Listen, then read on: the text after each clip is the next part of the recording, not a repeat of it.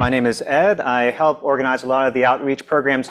And you might notice in the mornings they'll be a little bit crowded because we're overlapping the short course, opening up to staff as well as our EM winter course. But the purpose of today is really to welcome you to the center and start and kick off the short course. So where are we? We're in New York City at the New York Structural Biology Center. We're a consortium of research institutions that came together and founded high-end instrumentation. The EM wing is known as the Siemens Electron Microscopy Center.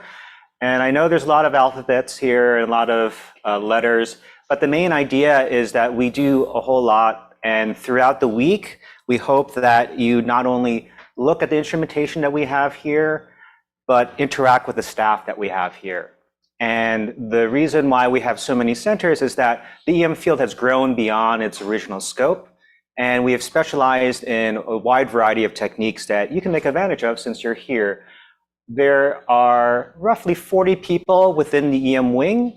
I'm highlighting a lot of people. The people that I'm highlighting all have these green name tags, so you know who you can bother throughout the week. And especially the people in orange, they'll be working with you in the hands-on demos. So then you'll hear a whole lot more about all of them pretty soon when Misha introduces them. But the main point that I want to underscore is that EM as a field has several different modalities, not just single particle, tomography, the main purpose while you're here, as well as micro-ED. And we do all three of these modalities. And we're trying to extend these capabilities. And one advantage that we have is that not beyond data visualization, we're now moving in situ. So then how can you make use of these resources? Yes, these short courses are a very good introduction, but many people may or may not know NIH has tried to really make this more accessible. And one of the hats that Misha and I wear are we help with the National Center Program. The National Center Program was founded by the NIH Common Fund. In 2017, they established the Transformative High Resolution Cryo-EM program. And you might have noticed since then, there are a lot of other resources that have come out, and we're all part of the same network. In 2018, the service centers went live. 2020, the TOMO network went live. And what does that mean today? We have over a dozen centers within network. When we're finally done with infrastructure building, we'll have over 13 Titan Krioses for you to use, over half a dozen dual beams at no cost. And so that's what we really mean. So you can make use of all the resources here. One catch, we need externally peer-reviewed proposal, but then in return for that slight delay, you get these resources and expert staff at no cost to you at the point of access. A few things about the program. That map might be helpful to say like, okay, we have a lot of resources. It may be hard to navigate. We have a common splash page. You can go to cryoemcenters.org and find out more about not only the TOMO network, but all the other partners within the program. For example, our curriculum development partners. So we have a lot of free training materials online. And if you want to learn more about the technique and how you can apply it to your own research, we have a monthly seminar series. So that's really good in terms of outreaching and learning about your community. In turn, if you're interested in participating, do let us know. And Christina's in back, and we're always looking for speakers. But one of the main things I want to highlight that the National Center Program has been able to do is create common standards. And we have something known as the Cryo Merit Badge Program. And what is this Merit Badge Program? It is a way to break down training in unique modules, but the unique thing about that, it's a collaborative effort across the whole network. And why is that important? Well, one thing that it can do is it can certify you as proficient and competent in a particular tool. And what's more is that it's cross-honored within the network. So if we train you here, you can go to, let's say, Stanford, you can go to Wisconsin, and then make use of these merit badges to show that you have a basal level of proficiency with a quick check that you know what you're doing, then you can go off to the races. And the purpose for that would be, as we're growing as a field and we're trying to instill standards, it's very important for us to use the same terms and to know what we're talking about. And then from there, then we can just do our research. It's sort of like the idea of a driver's license. So if you want to go rent a car, the car rental agency doesn't want to worry about do you know how to drive or not. So the idea where we are, we have a lot of instrumentation, a lot of staff. We really want to help you, and we want to know that everyone's at parity, because depending on where you're coming from, serving the whole nation, there's a wide variety of different research going on, and people want to use research in different elements. For example, they really want to become cryo-EM practitioners, and other people just want to use the technique as come may be. So if you go to our common website, you'll see that we have a whole host of merit badges out, and we're always constantly coming out with more every year. And something to note is that how do you earn a merit badge and what are the parts of that? You can see us later. We can go into that in more detail, but there are 5 main parts. And the main idea is that we have knowledge base information that's out in the wild, and we have a test to make sure that everything is going well. It's very similar to my analogy as a driver's license. So you have the written test, then you have the driver's test, and then where that you demonstrate proficiency, and then you can earn a merit badge. Similarly to a driver's license, it does expire, so we do want you to keep on making use of the tools, and if it's been a long gap, we want to make sure that you still have and maintain that proficiency. But the main idea is that we have a common SOP, and as newer and newer applications start coming out, there's site-specific addendums. For example, depending on how you use a Leica for a single particle, or perhaps for tomography, maybe slightly different, and then that way we can take the same framework and expand and then keep everything relevant and up to date. Something that is also may be of use would be we are partnering with our curriculum development partners to give additional training tools. So you may be proficient at earning a merit badge, but then some expectation would be when you go back home, you'll become the TRIEM champion. So then you'll need training materials to help educate other people. And sometimes you want to do things that you don't want to do with your own instrument. So CryoVR has alternative modes like how do you handle nuclear nitrogen properly, how do you handle ethane properly, how not to burn the whole room down, because they do have a version of the whole room on fire and everything on fire. So you want to do things in a very concise and controlled manner and not repeat the same mistakes in real life. But it's also fun for outreach, and a lot of the outreach we have done with CryoVR is K through 12. So some of you are going to go back to your home institutions. You might be training undergrads, high school students, and may have, let's say, a science week, for example. This is a good way of introducing cryo-EM to the masses. And at the end, you do get a certificate, and that is part of the cryo-EM merit badge program. If you're interested in learning more, we'll be here all week. We're not going to dilute the program for the short course by focusing on cryo merit badges, but more focused on the technique of cryo-ET. And lastly, to shout out our short courses. So every year we have a short course. Traditionally, how we do it is we flip-flop in terms of this year is the TOMO short course, next year will be single particle, and the TOMO short course will be the year after that. So if you have colleagues and friends that are very interested in getting into cryo-EM, yes, you can apply to the training centers for a custom one-on-one training program, but if you find also value in courses like these and also creating a community, not only here, but helping you create a community back home, please do let everyone else know about these short courses. And really why we really want to come bring you on site is to create atmospheres like this. As you can see, this room is pretty crowded throughout the week. You'll not only interact with each other, but our staff. And this is what I really mean by creating community. Okay, so I'll close here and I'll turn it over. Okay, great. So, introduction to tomography. I assume you all have a general idea of what the heck tomography is, but why do you do it? I do it because it's fun. Because like, I wake up and I think about, doing subtomogram averaging. It's not really a joke.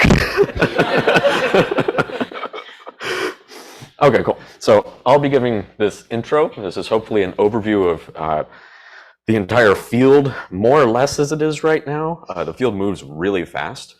And so this is maybe not up to date as of next week, but whatever. Let's go ahead and jump in. Get the next slide to go. All right, so what do you hopefully have? You hopefully have some type of cells or something on a grid. I think Misha made this brilliant. These cells are giant. Look, they're like 3 millimeters in width. No, it's usually not how it is. They're usually 50 or so microns. I'm still learning how maximum, but that's okay. It looks beautiful. All right, so you got some cells on your grid, maybe, hopefully, or maybe you can only grow your cells in a petri dish. That's totally fine too. We can deal with that. Or maybe, and this is where I think the future of the field is going, maybe you have some tissues that you want to investigate and you have some medical reason, biomedical reason, or therapeutic reason to look at tissues and try to figure out how your ligand or your therapeutics are interacting in a more global environment in terms of biological life. So in all these situations, it would be great to get some nanometer resolution information so you can figure out your binding, whatever locations. I'm not a biologist, so I just kind of think that every biological mechanism is like something goes like that or something moves like this. That's pretty much it at the nanometer level. So you want to look at these things.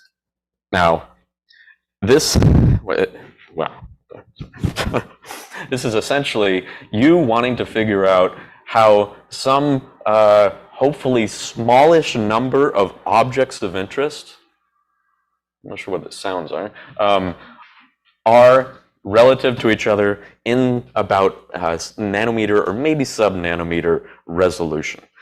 Now, these things, these cells and these tissues up here are way too thick to do this. So, you know, this environment may be in any part of these cells or these tissues, and you need to somehow zoom into these areas and get 3D information.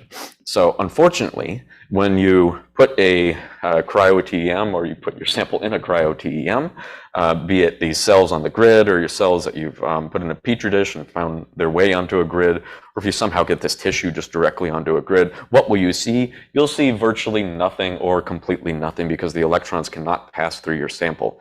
And so you have to thin it down in order to get this type of information in the bottom middle of this slide. So step one after you freeze is thinning. In this hands-on workshop, it's great. We're going through every step all the way from sample preparation, freezing, thinning, data collection, initial data processing with your tilt series alignment, and then some subtomogram processing, picking out your objects of interest and hopefully averaging them together and getting higher resolution. So step one after freezing is thinning. Then step two, after you've thinned or you've found a place that is thin enough to collect on, then you collect a tilt series. Now I want you to pay attention to these objects that I just threw in there in Chimera and like pseudo 3D. These objects will be moving in 3 dimensions when you collect your tilt series. So what is a tilt series? It's you take your sample, you collect it 0 degrees, and you go to like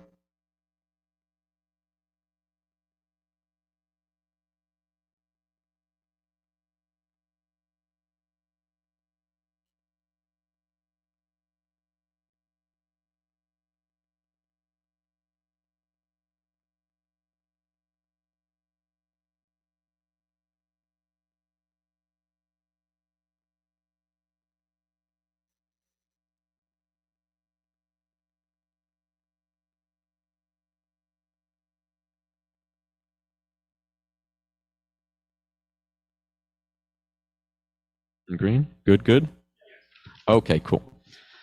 Okay, so what is a tilt series? You put your sample in the microscope, you put it at 0 degrees or close to 0 degrees, you collect an image. It's a low dose image, much lower dose than single particle cryo-EM, usually like 30 to 60 times less dose.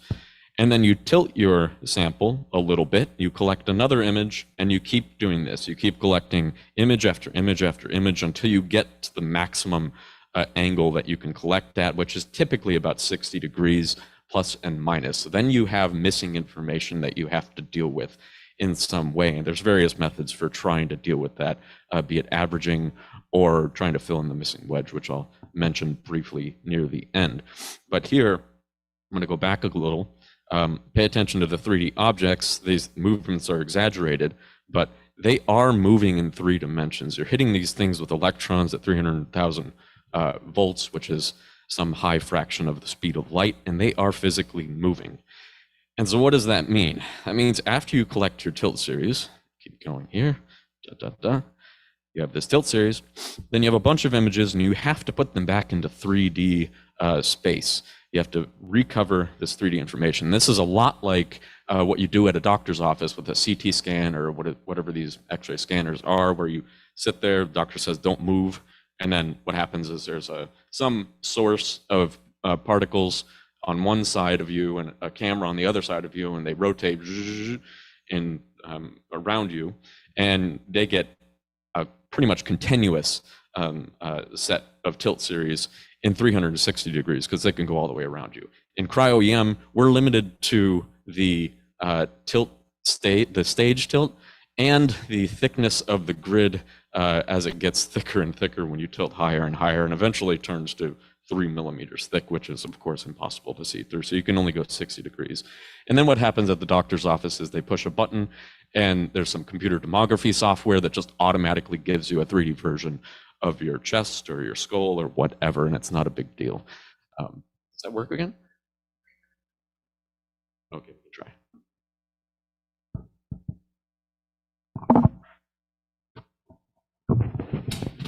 Test, test. Great.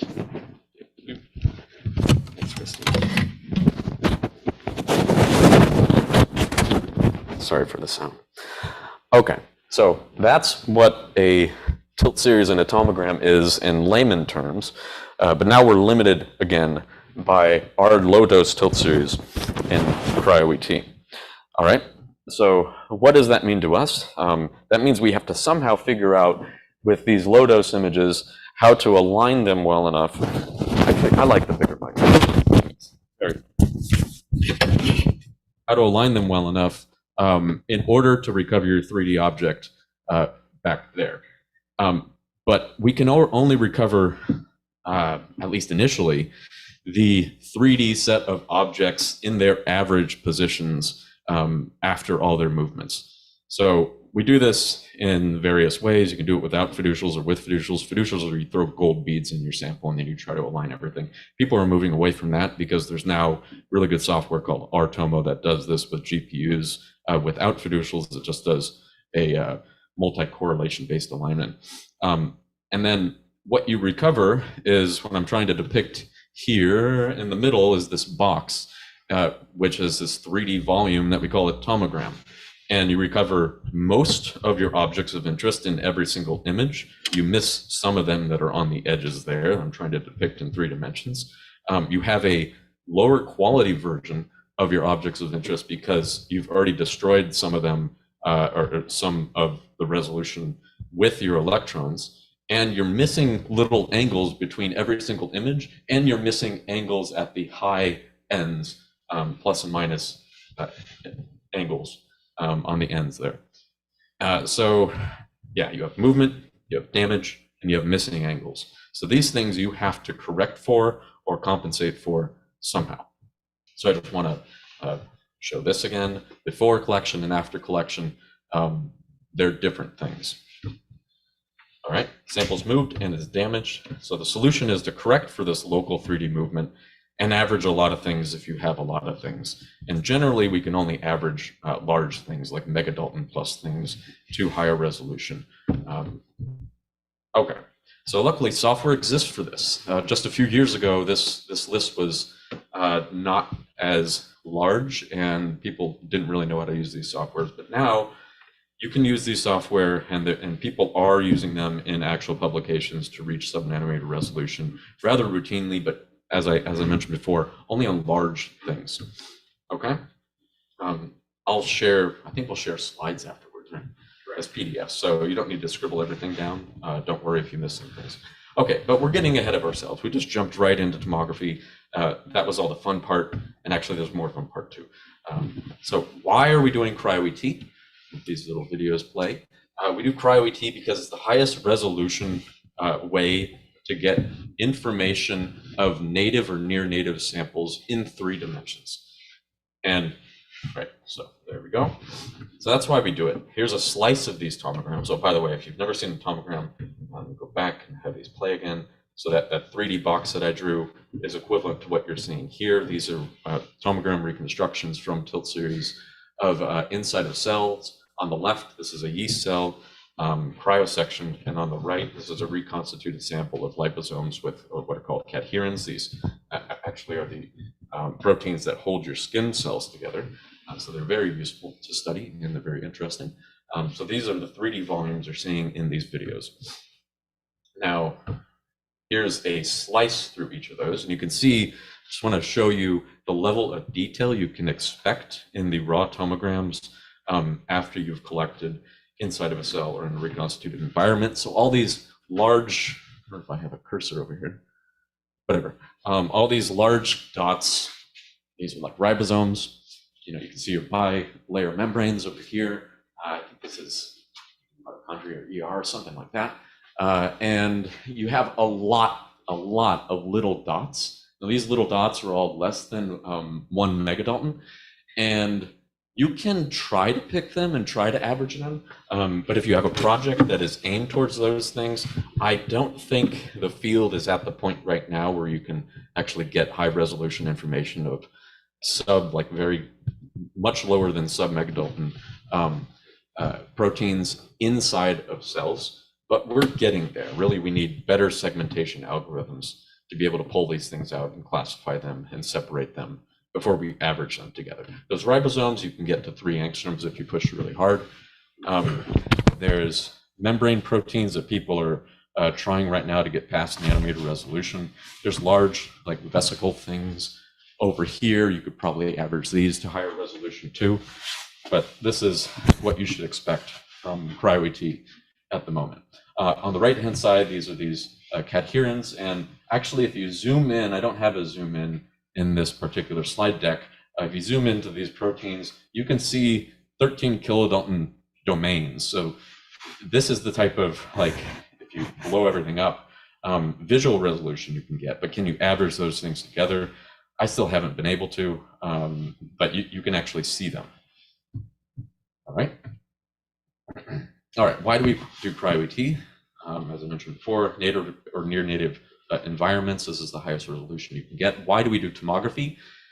We have some combination of your sample is unique, heterogeneous. You want contextual information inside of the cells or inside of your reconstituted environment or in your tissues, etc.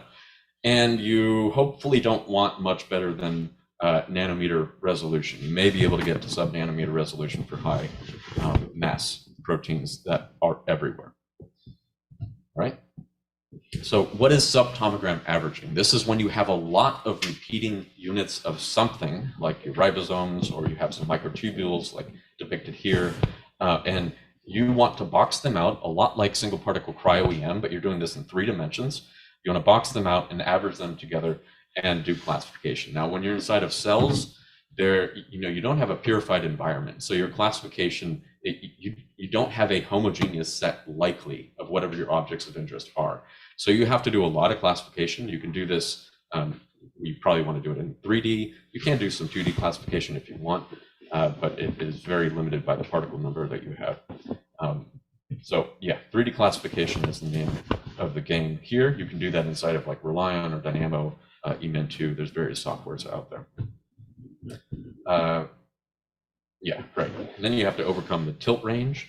So if all of your objects of interest are just like in the same direction for whatever reason, like maybe they're on a membrane and that membrane, you don't have a side view of it, then somehow you're going to have to fill in that side view information and maybe find other places to collect on your sample that have side views. You need to, just like in single particle, get hopefully full 360-degree rotation information of your objects of interest that you're averaging together. All right, here's a quick overview of the rest of what I'm going to show you today. So, and please just ask questions whenever you have anything. We're going to talk about sample freezing and prep, sample prep, some limitations in cryo-ET. We already went over tilt series collection. We'll briefly go over tilt series alignment software, defocus estimation, CTF correction software, subtomogram localization, and I didn't put it here, but segmentation of your tomograms, subtomogram alignment and averaging, which I just mentioned, various processing limitations and future directions and improvements in the field that need to happen. Okay, sample freezing and sample prep. So you may have a sample that is a reconstituted environment as depicted here. This is where you've thrown, some various proteins together, maybe some liposomes, and you're trying to recreate an environment inside of the cell, but it's still not good enough for cryo-EM. It's not homogeneous enough for cryo-EM, so you need to do cryo-ET. You may have small cells, and these small cells, these particular ones, are just thin enough to get electrons through, so you can actually do tomography on these without having to thin them before doing anything, which is good. If you don't have to thin your stuff with cryo-FIB-SEM or cryo-sectioning, then don't do it, because it just adds a giant pain in the ass step that will waste several months or years of time. So if you can thin your stuff or get it into some reconstituted environment, do that first. And if you have like thin cell edges as depicted here, and you can just target it directly. You don't need to FIB-SEM these like Philippodia or whatever these are. Also, this is a great place to mention that you can use FLM in room temperature before you freeze, or cryo-FLM after you freeze, to locate your objects of interest, and hopefully you can fluorescently tag stuff so you can do better localization. This is how you get reviewers to believe that you actually targeted your objects of interest. This is one way to do that. And of course, you have to believe you actually targeted your objects of interest too. All right, so if your samples are like this, reconstituted small cells, thin edges, you can probably just do plunge freezing. You don't need high pressure freezing.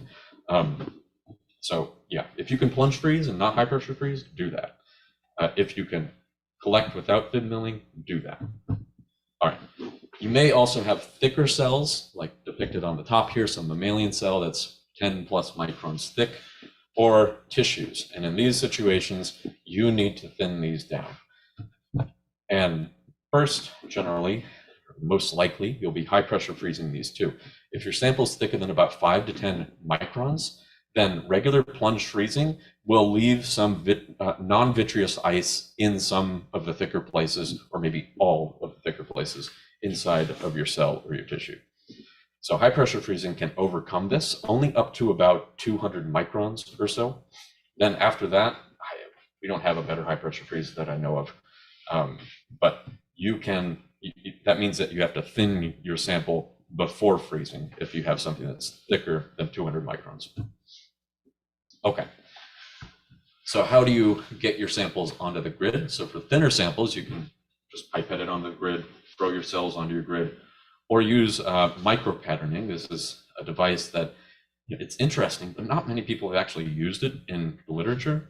You can, you have your grid, you have squares on your grid, and you can use a laser to kind of etch places on the grid that you can drive your cells into growing on. So you keep etching the center of your squares, and your cells kind of will grow onto the center of your squares, which can make it easier to target them.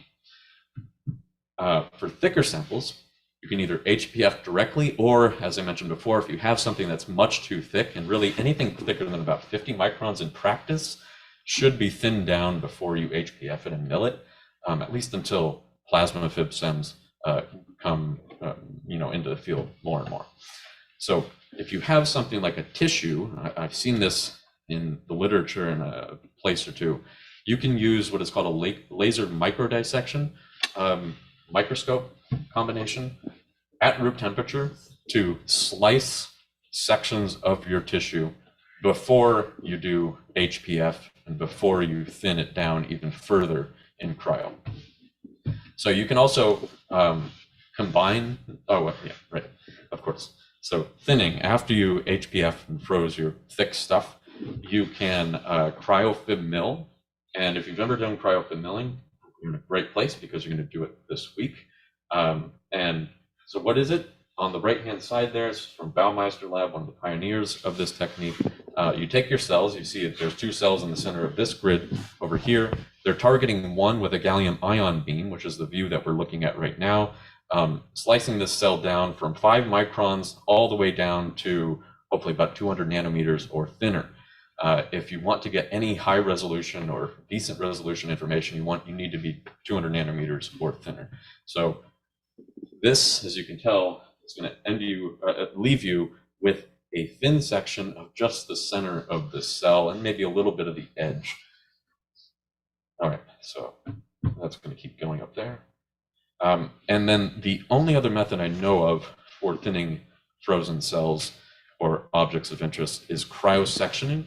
Now, this is a technique that had started around the same time as cryo-FIB milling, but it has, unfortunately, large-scale deformation. So you really imagine a new loaf of bread and you take a knife and you're just cutting it and cutting it and cutting it, each piece of bread that comes off will be slightly like bent like this by the knife. And so what happens with cryosectioning is you're doing the same thing with a diamond knife, and you're trying to cut like 200 nanometer or thinner sections of your frozen block of cells or tissues.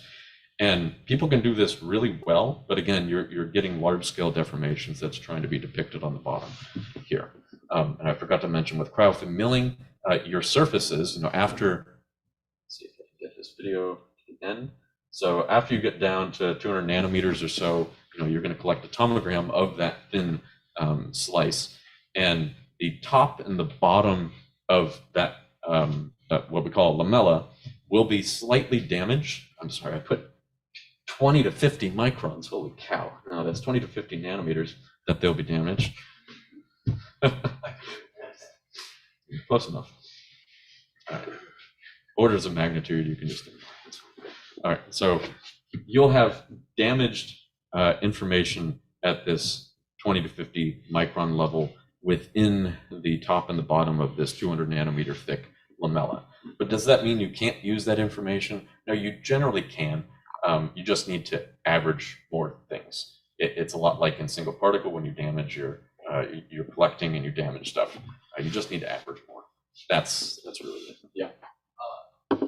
This is I have a question regarding how to grow cells. Okay. And transfer them. Like, it looks like most of the trees shown here, they are very, very dry. Is it the way you deal with adhesive in cells? I think Reza can answer that better than me, maybe Misha and Deja. Yeah, they look dry, but they're not. They are not. Yeah. Typically, you don't want them to be completely dry, like you don't want to blot them for 10 seconds or something like that. You don't want them to be too wet, to be too thick, to freeze vitreously. It looks like wherever there isn't a cell in the whole is somewhat empty. Like here? Yeah, so I think this is a very over-exaggerated example where, you have empty holes. So in general, we're trying to thin them to the point where you can tell where the cell is. So you need that bump to actually see. If your cell is very flat, it can be very difficult to target. But you want to see the bump. It doesn't have to be that dry. That's probably an overblock. Okay, and also is there actually a screening process before you mill them, like TM or here it's on SEM, but for example, after I create a batch of freeze, should I screen them on TM first? Is it possible to do it? It's possible that you're increasing the number of transfers that you have, which is going to increase contamination. So you can screen in a TEM like this. I mean, here you can see around this cell that's in the middle, close to the front and way behind it, there are holes that are filled up with ice. So screening here is totally possible. You can also screen a bit in the cryo-FLM for ice thickness. But once it gets thinner than a certain amount, then cryo-FLM isn't super helpful. Yeah, you can have this as part of workflow. We do FLM, you look at your cells, you see your fluorescent signal everywhere, you know your cell distribution, but you can't really tell the thickness. You can stick it into glaciers, for example, just to get the montage and see if you have, more or less well-defined areas. But at that point, it's probably easy to stick it actually into FIB and see if you can tell your cells. But you're right, there is a bit of an iterative potential step when you're doing blot plunge freezing, setting your blotting times and stuff. Okay, good question. Okay, so you can combine various or all of these methods. I've seen this done in one paper. So in this paper, I'm not going to mention it because it's not out yet, but whatever. They did tissue microdissection of some tissue, got a 100 by 100 by 100 micron chunk, HPF that thing, then cryosectioned it down to 20 to 30 micron slices, then glued these slices onto a grid with cryoglue, and then FIB milled these, and then did cryo-ET. So yeah. Do they still see deformation from the? I don't know. I don't know. I was wondering if you know that away. You might have, but I would imagine that the deformations are throughout the sample, just as my entire finger is bending. It's not just edges. just to plug ourselves, and we're working on having this workflow available in the near future. It's probably next week. Right? I think that's the plan next week. Right after the short course. Yeah. Okay, cool. So in our experience, and Misha mentioned this before, we find that waffle milling solves most sample prep problems. You can take your blob of bunch of little cells like is shown here, put it onto a grid, high pressure freeze it as a giant waffle. Turn it off, and as you can see in here, this is awesome. You have just dozens of little cells, and you slice through them, and you get all different orientations. If you do this with tissues, then you'll get cell-cell contact information because you'll just have a slice through many different cells that are next to each other, so you can do studies on cell-cell interactions. If you do this with a reconstituted sample, it'll just be everywhere. And as long as your sample is not hard to find, you can just waffle mill it. You just aim for a bunch of squares. You can make something like 15, 16 of these giant lamella. Notice the scale bar on the bottom right. This is like 20 micron wide lamella. Normally we make something like 12 to 15 micron wide lamella, 15 or so overnight, so in 24 hours. And that is actually enough to fill up Krios time for one 24-hour cycle after that. So yeah, they're now at a 1-to-1 ratio in our hands, sample prep with FIPSEM and collection. And here you still, we've shown in this paper from a couple of years ago, actually just published last year formally, that you still retain nanometer level information. And you get different views of different objects of interest because all your cells are in different orientations too. All right, so that's freezing and stuff. Now back to cryo-ET collection and processing. Stop me whenever you want. Okay, limitations. Just like in single particle, but now it's especially important because we have much thicker samples. You're limited by specimen ice thickness, as I mentioned before, with those darker cells that you can't actually see through. How thick is too thick? We found in our lab that about 400 nanometers is the inelastic mean free path of electrons in a Titan Krios. This means that an average electron will run into something at least once in 400 nanometers of just ice. That is not ice with sample, that's just ice. So if you put sample in there, that means it's a lot less thickness that you can have before your electrons hit more than one thing, which is bad.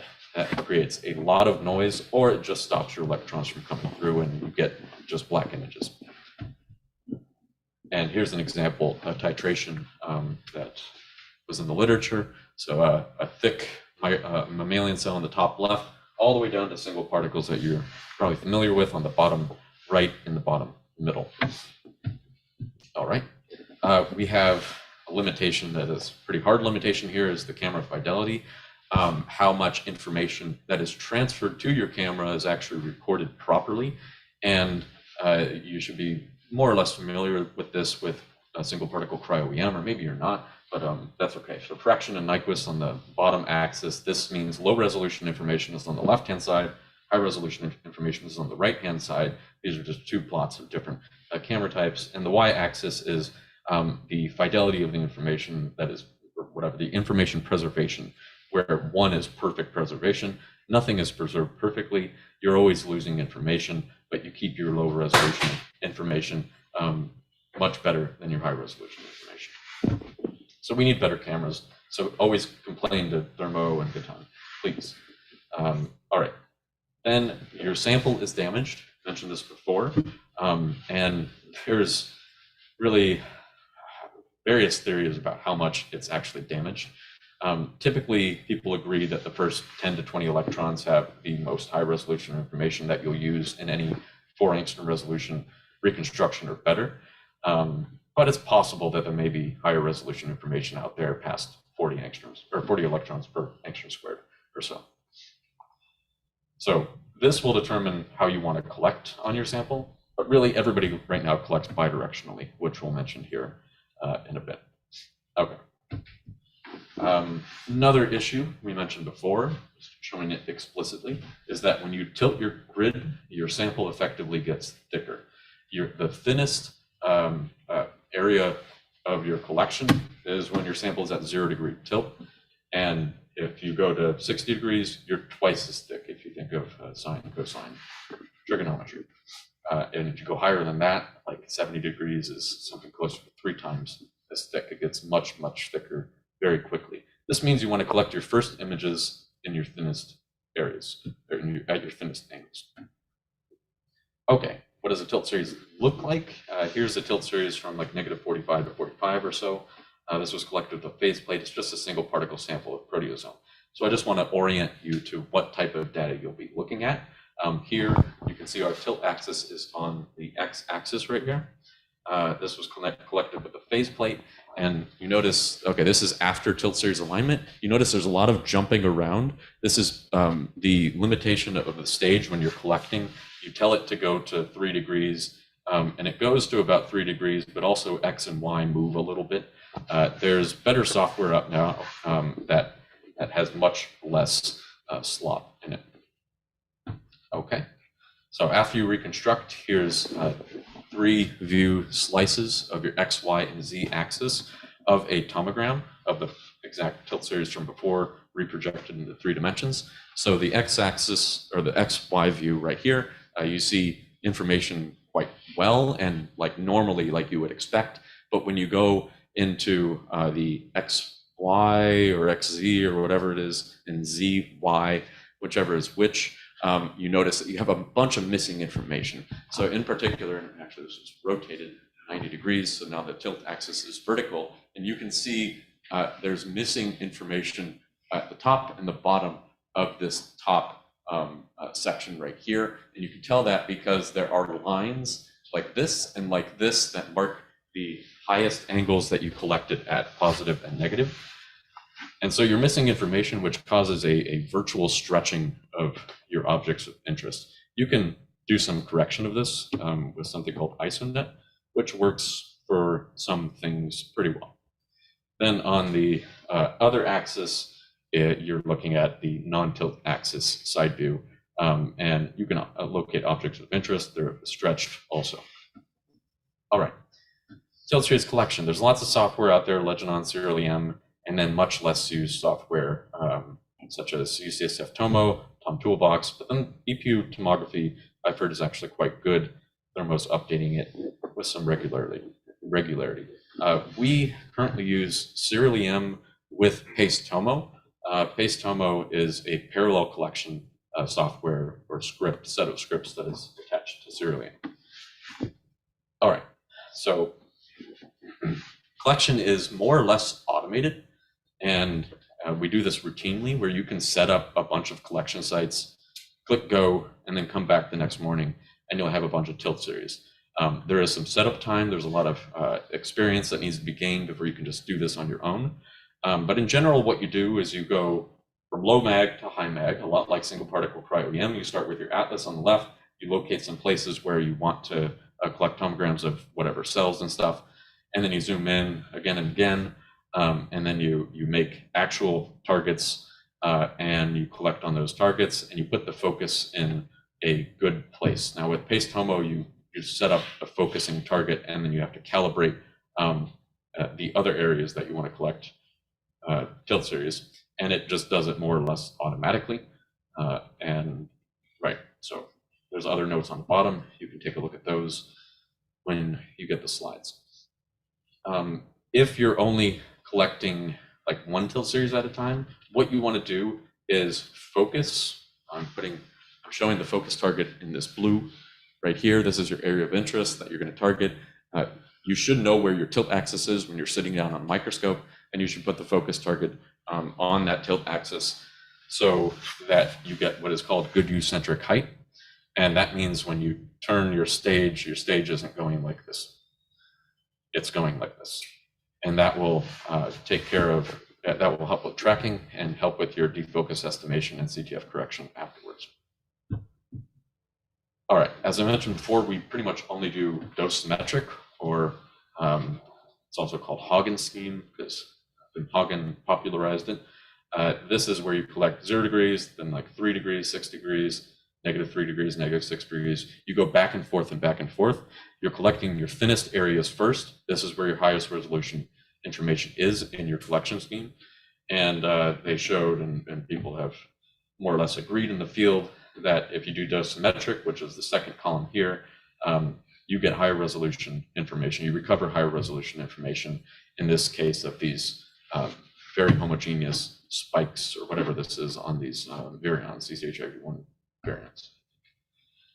Okay, tilt series alignment. So we already mentioned this before. I showed the physical tilt series being aligned back, but what software out there can do it? Our Tomo is pretty much all we use right now. It is so fast. It's like 60 seconds to 2 minutes to align a tilt series, and it does it without fiducials. It aligns most things pretty well.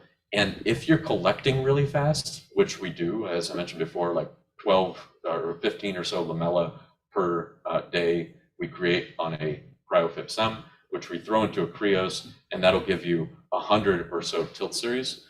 And if you're collecting 100 tilt series in 24 hours, and let's say you could align them really well with other software, or you can align them just really fast and almost really well with our Tomo, and then you lose like 5% of your tomograms because like it didn't align it well. Whatever, who cares? Go get more sample and put more stuff in the Krios if you have time.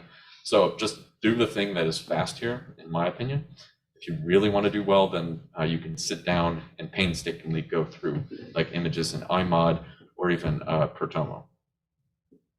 Okay, then there's fiducial-based alignment. If you have gold beads, if you really want to track your sample like that, you can. And iMod is typically used there for fiducial-based alignment. Okay, now when you align your tilt series, you generally don't have to think about this very much now. We did in the past. Now it's taken care of pretty well. But what's happening is you're aligning each image, you're aligning the shift, the rotation, in-plane rotation. You're taking account of any Z height changes, which I call defocus changes here, magnification changes, which is when your sample is higher or lower in the microscope, actually the magnification changes. And so you're tilting your sample, and so there's actually a bit of deformation due to magnification changes you have to take into account. The tilt axis location, so it might not be at, let's say you think it's 20 degrees, it might actually be 21 degrees. And these little corrections can make a huge difference. And the tilt angles, when you tell your microscope to tilt to 3 degrees, it might be 2.95 degrees. These little things are accounted for in most softwares, at least well enough to get you to segmentation and subvolume alignment, where you can refine these things a bit more. Fiducial-based alignment, as I mentioned before, you, instead of doing a correlation-based alignment, you track physical objects, these black gold round things, gold beads that you put in your sample. Typically, we don't do this because you then have big gold beads in your sample that are messing up your visualization, your subtomogram averaging, and they just get in the way. All right, so that's what I'm showing here. They just get in the way of your objects of interest potentially. You might have a gold bead right next to your thing that is very rare in your cell. And you're like, ah, all right. Or even if it's farther away, it's still in some of the images that you weighted back project. And so it can still mess up your 3D reconstruction. All right, then there's patch tracking. I'm not going to go into that. Really just use our Tomo. It's the truth. Okay, defocus estimation. So just like in single particle, you have to estimate defocus and correct it. And sorry, I don't know questions. Okay. The amount that you corrected, that is in frequency space, determines how high resolution your sample can go, at least on average when you average together a bunch of subtomograms. And remember, all you're doing with defocus estimation is finding the heights of your objects in the ice or in the column of the microscope. And in tomography, you're dealing with samples that are maybe 200 nanometers thick. And so you might have a ribosome up here and a ribosome down here. They do not have the same CTF. They do not have the same defocus. And so this needs to be corrected for. So typically, what we do is we correct, or we estimate the CTF or defocus for each tilt image. And then after that, after we pick particles and reconstruct and stuff, we go back and we refine the CTF for this ribosome and this ribosome and this ribosome and whatever else you have inside of your tomogram. Okay. Right, so that's what I mentioned here. This is more or less the current best practices workflow. First, estimate for image defocus, and then after particle picking, do local CTF estimation. This is now integrated and working well in software like M and Relion for this local estimation, EM Clarity as well. And then you can correct at a per particle level with these softwares too. Or you can reconstruct a tomogram that has each slice corrected after taking these things into account. So, and the best software out there for that is Nova CTF. It'll give you a CTF corrected, 3D CTF corrected tomogram. Is that clock accurate? Okay, great. Okay, cool. So we're doing well. Subtomogram averaging. Now you have your tomogram. You've done your CTF estimation. Now you need to pick out your objects of interest, much like in single particle, and align them to each other. They're in there like this. You got to align them like that. That's all this figure is trying to show you here. And then you have to do classification, etc., as we mentioned before. But of note is you need to take the missing wedge into account. All these softwares do this by default, but just conceptually, you should understand this because sometimes, especially if you're doing classification, you might classify your missing wedge, which is not good. It's not a real feature that you're classifying. So you need to understand that you may be messing up in your classification step just by classifying to the missing wedge. That means if like all your objects are like pointing this way for whatever reason, and you average them together, then you're still going to have missing information in this like cone area right here. And if you do some type of PCA classification, it might say, aha, your first biggest class is like a missing wedge, and just don't be fooled by that. Right, we all know Einstein Fourier missing information, do we? So here in 2 dimensions, this is what a missing wedge more or less looks like. The left column is like the ground truth original information. Then after you subtract out plus and minus everything but 60 degrees, then you're left with B. And then you have that object rotated, like your ribosome is just in a random orientation, so that's C. And now you take your, let's say, ribosome number 1, which is in B, ribosome number 2, which is in C, and try to align them together. You can only align the information that they have in common. And so that's what's trying to be shown in D, in the area in the missing wedge that is darker. So the softwares take this into account. You don't really need to worry about this at this point, but again, make sure you don't classify to a missing wedge. So here's a big list of software that can do subtomogram processing. This list keeps changing every few years because people keep making new things. But in general, we find that Warp M Relion workflow, which you can find on teamtomo.org. I think I even have that mentioned here, but teamtomo.org, there's a paper that goes with it, is a full tutorial for the Warp M Relion workflow. And that'll take you to 3 point whatever angstrom is in their tutorial data set. If you want to go through it on your own, I highly recommend it. Then I should have number 2 here being Relion version 4, also corrects for this local motion and CTF that I mentioned for Warp and M. And in our hands, it works almost as well as Warp and Relion workflow, but there's various issues. We're not sure what's going on, but that's okay. It'll probably be solved in the future. I forgot to mention for Warp and M, it takes into account like a full 3D deformation model, and I think you're able to actually reconstruct a local motion corrected tomogram if you want. I think people do this occasionally. So yeah, those are the 2 most used high resolution subtomo processing softwares. Relion also has great classification tools that you want to probably play with when you have real data. Now there's also Dynamo, which does not do local motion. It just treats everything as a 3D block. Local motion correction is like you take your slices of your particles and you let them move a little bit. And Relion and Warp do that, but Dynamo does not do that.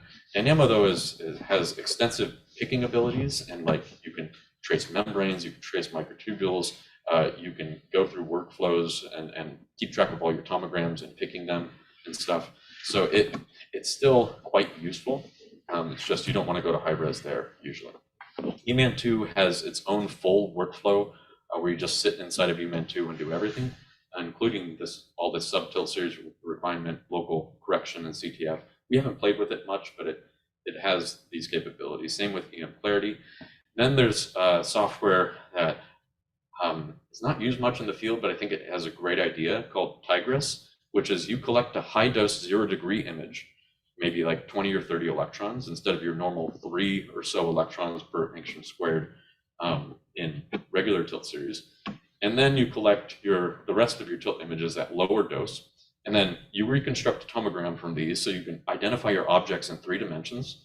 But then once you have like low resolution refinement of your objects of interest, your ribosomes or whatever, you go back to that high dose 0-degree image, like 30 electron angstrom per angstrom squared, and you treat it more or less like a regular single particle project. It's just now you know the defocus of your objects better, and you're able to separate them out and get low resolution alignments. So I think this is a good idea, and it might actually be where the field goes in the future. So pay attention to this idea. Then there's old software out there that still works fine. Python, Pete, Subtomo, or JSubtomo. TomAV3 is still used at MPI with various scripts in the Briggs lab. And there's XMIP, also stuff in Scipion I forgot to mention. Actually, Scipion just kind of like takes a bunch of things and puts them together. Now, tomogram annotation. So you have your tomogram. Maybe you don't want to just pick all your ribosomes. Maybe you want to look at membrane curvature and, I don't know, dynamics of some microtubules or something between your control sample and your other sample. So you want to annotate things and get real good contextual information in 3 dimensions. How do you go about doing that? So that means you have to trace things out in some hopefully automated or semi-automated way, but generally you have to do this still a lot manually right now, unfortunately. So you can use Dynamo, as I mentioned before. You can trace membranes, tubes, helices, lots of different other things, and vesicles. You can trace the outsides of vesicles. You do this all pretty well, but it's semi-automated. You still have to sit there, go through the slices of the tomogram. EMAN2 has a, I'd say, shallow learning neural network segmentation that's in 2 dimensions. You go through 2D slices of your tomograms. I'll show a couple slides, I think, here in just a minute. And you trace out a bunch of like your membranes or whatever you want, and you tell it to learn what you just did, and then it'll go do that for the rest of your data sets. Membranes, another software that's come out that purports to do about the same thing, but it really only works on flat membranes, we have found. It doesn't work on curved membranes. And this is like, they put a line in their manuscript or in their GitHub, just like 2 words that say, oh, it only works on flat membranes. And we only just found this. Our Jake, if you can, he's one of our Pokemon you can find, you can ask him about that. There's a nice piece of software out there called Surface Morphometrics by Ben Barad and the Danielle Grotchen lab, where you can give it all your membranes in 3Ds, and it will do membrane curvature analysis and contextual analysis and quantification and statistics, which can be useful for things like mitochondria and trying to figure out control versus your sample of interest. Then there's other stuff from different fields, like Dragonfly, and I forgot to put Napari here, that people are starting to play with and train deep learning models. These are softwares that are typically used for light microscopy tasks, but you can use them for cryo-ET. Then there's Amira, which is Thermo Fisher. It's paid software, and it works pretty well, but you have to actually sit there and trace virtually everything. And you can do that on a touchpad device that costs many thousands of dollars because they're Thermo Fisher. There's UCSF Amira, some segmentation tools inside of there if you need to play around a bit. You can do template picking if you want to pick individual particles.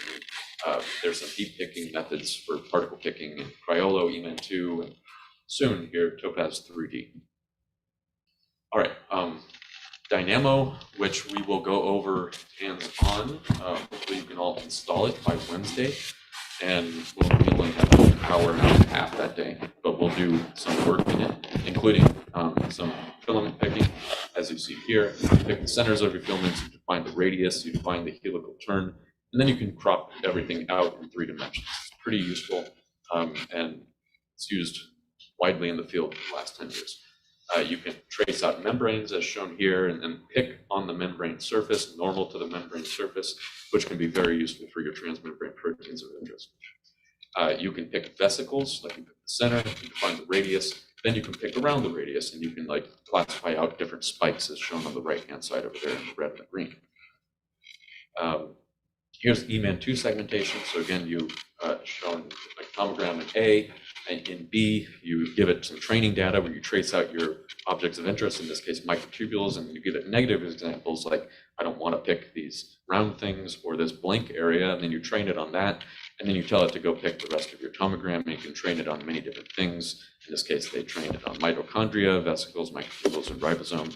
You can see here, though, that it actually keeps picking the whole of the grid too for virtually everything. So it's definitely not perfect, and really there's no perfect automated or semi-automated softwares. You still have to go through manually and confirm that you actually picked what you want to pick. And this is a lesson that I think everybody needs to follow, which is always go back to your raw data and make sure you know what the heck you're averaging together. This is not a field like CryoSpark where you can just click a few buttons and publish a 2 angstrom structure. You really need to watch what you're doing at every step. And if you like stop going back to your raw data at some step, you might waste a month, and then your PI or somebody else will say, "Are you sure about that? Did you look at your raw data?" And then you'll look at your raw data and you'll be like, "Oh no, I picked total crap. I thought I was doing something and I was doing nothing." So always go back to your raw data. All right, here's a 3D animation. We don't have time for that. There's template matching softwares out there, and Dynamo, you can just give it a template and pick stuff. Of course, these don't work great because they also pick a bunch of junk. This is just where the field is. I already mentioned Warp and M. It's a subtilt series refinement. It's got a 3D deformation model. Don't need to go into this, but it can get to 2.3 angstroms at apoferritin, of course, or 3 point whatever angstrom ribosome inside of cells, non-Fib milled cells, by the way. TeamTomo.org, I did mention it. So this is the Warp M Rely on workflow as a full tutorial. Again, I recommend going through it. There's a paper associated with it. There's EM Clarity, which is, I think, the first software out there that tried to do local refinement and 3D estimation and correction in 3 dimensions. And some people use it, but really it's not used so much. It's not very user-friendly in my experience. Now, back to collection. There's parallel collection techniques, and there's 2 pieces of software I'm going to point out here. There's one called Bisect, where it will pick just everything, or you can essentially raster collection. And what it will do is it'll collect all of the 0-degree tilt images of all of these holes, and then you tilt it 3 degrees, and it'll collect all the 3 degrees. And so by doing this, you parallelize your collection process, and it increases the speed by a couple factors. Paste tomography, in addition, is able to, it allows you to put the tilt axis and the tracking defocus location anywhere you want relative to your targets of interest, and you can put your targets of interest wherever you want. Of note, look at like tilt series number 7 on the bottom there. That would be very hard to collect without something like paste, where you can track way up here and then calibrate an entire model of your lamella geometry before collection. So this is now possible, and we routinely do this here. It has a bit of trouble on lamella, but it's possible to do. And it collects fast, like 3 minutes per tilt series if you collect them all. Okay, now I'm just giving you a whirlwind of stuff in the last 5 minutes here. Post-processing stuff. So you want to be able to see your objects of interest better. There's denoising methods out there. The first one out was CryoCare. This is a 3D noise-to-noise deep learning model training and deployment for denoising. And it works quite well, as you can see this example of some long things with little things on the side. All the noise more or less disappears, but you keep keep that high resolution information. If you zoom in on the right-hand side, I don't have a zoom in, like the edge of this object, you still have this high resolution information there. So it's very nice. If you turn that 90 degrees, so we're looking at it end on, it goes from this washed out thing on the top to on the bottom. We can actually identify these individual microtubules, and these, I guess these are centrioles. Now, we also have this in Topaz. You can use a general model in Topaz. and CryoCare, you have to train your own model, or you can train your own model in Topaz too. General model works quite well, as shown in this comparison. Then there's ISONet. This is one of the coolest things I've seen in the last couple of years, where this is training a deep learning model to fill in that missing wedge of information. Now, do not trust this information, but just use it to help de-elongate your tomograms, as shown in the before and after here, and the after on B. In the top, you can see these stretched out objects are less stretched out. Also, it has a denoising implementation here, which is why there's a lot less noise. And on the right hand CY or whatever slice, you can see also a lot less stretching. This works well on samples that are not inside of cells. In our experience, we're still trying to get it to work well inside of cells. But if you have kind of diffuse objects like this, it can work well. And this you should use only for visualization and for helping pick your objects of interest. Do not go back and like do subtomogram averaging with an ISONet, a corrected, or a denoised tomogram of any sort, because there's fake information in there guaranteed. Always go back to your raw data when doing your processing. Cool, I'll be ending on time. Okay, future directions in tomography. So I mentioned briefly that you can use a light microscope to locate your objects of interest. There are a few labs where they do this in 3 dimensions. And so that allows you to put your sample in the cryo-FLM before you do cryo-FLM milling in order to locate where in the ice your particular object of interest exists, which is what this is trying to depict right here. It'll light up, and if you have good correlation in 3 dimensions between your cryo-FLM and your cryo-FIB-SEM, then you can theoretically get XYZ information down to a couple hundred nanometers. Z probably close to 400 nanometers in localization resolution. So this could help you in the future, whenever this exists across the field, locate rare objects of interest. Another thing that has been explored a little bit in the past is, instead of collecting your tilt series as like one image, turn, another image, turn, another image, just collect while you rotate, right? So you just have a bunch of frames from 0 degrees to plus 60 degrees and minus 60 degrees, just a bunch of individual frames that are at slightly different tilt angles. And so you fill in a lot of those little missing touches. This turns out to be difficult to do because of vibrations in the microscope and then aligning the tilt series. I think it's a good idea. I don't think the hardware is there yet. So keep on the lookout for this. And there's a paper out there that shows that you can get to medium high resolution information with this continuous tilt series. Okay, and something that is just starting to pop up is flexibility analysis.